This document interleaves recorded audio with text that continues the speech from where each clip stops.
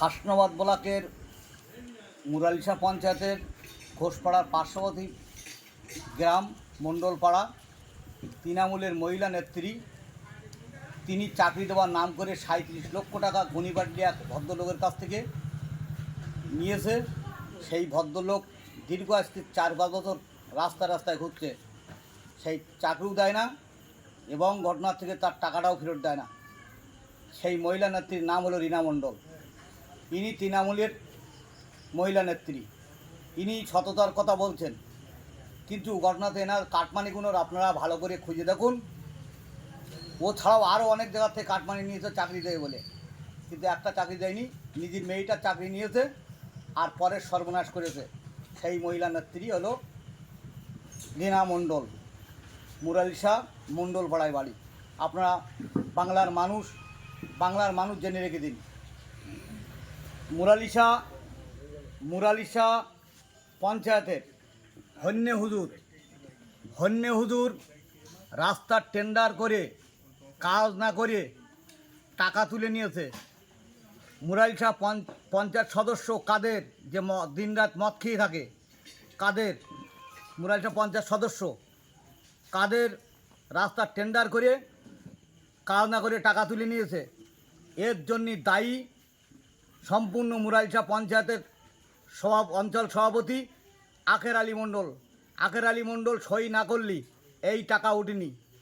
ওরা মনে করছে বোধহয় কোনো খবর রাখে না, আমরা সব খবর রাখি এবং সব তথ্য রাখি। শুনে রেখে দেন, পারভবানীপুরে দুর্গাভাটায় 17 বিঘে 7 কাঠা জমি আছে, যার প্রত্যেক বছরের বিঘাপতি লিজ 35,000 টাকা করে। এরকম পার্শ্ববর্তী আরও কিছু ভাটা ধরে বছরে 22 লক্ষ করে টাকা তোলে কে? মুরালিশা পঞ্চায়েতের অঞ্চল সভাপতি আখের আলী মণ্ডল। এই টাকা পাওয়ার প্রাপ্য কারা? ওই এলাকার গরিব মানুষদের। কিন্তু ওই এলাকার গরিব মানুষদের একটা টাকা দেয় না, ভয় দেখাই চুঙ্কনি দেখাই রেখে দেয়। আর ভয় দেখাই রেখে 2-4টে হারমাত ছেলেপিলে রেখে তাদের কিছু দেয় আর সব নিজের পকেটে ভরে। আপনারা জেনে রেখে দিন, এই হচ্ছে এদের উন্নয়ন। মুরালিশা আমাদের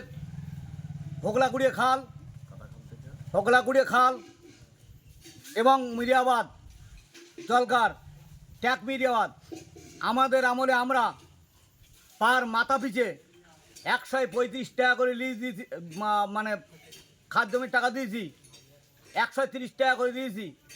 আর এবার খাদ জমির টাকা দিয়েছে মাত্র 50 টাকা করে। 8 টাকা কোথায় গেল? মুরালিশার মানুষ কি এর জবাব দেবে না?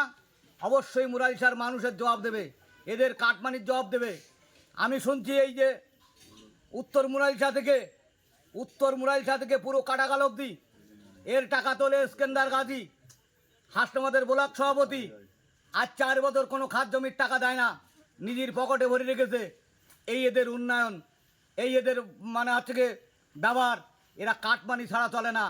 আমরা স্বচ্ছভাবে জিতবো।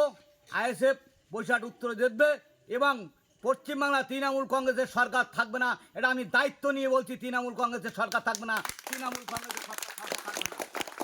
আমি এই বলে আমি আমার বক্তব্য শেষ করছি।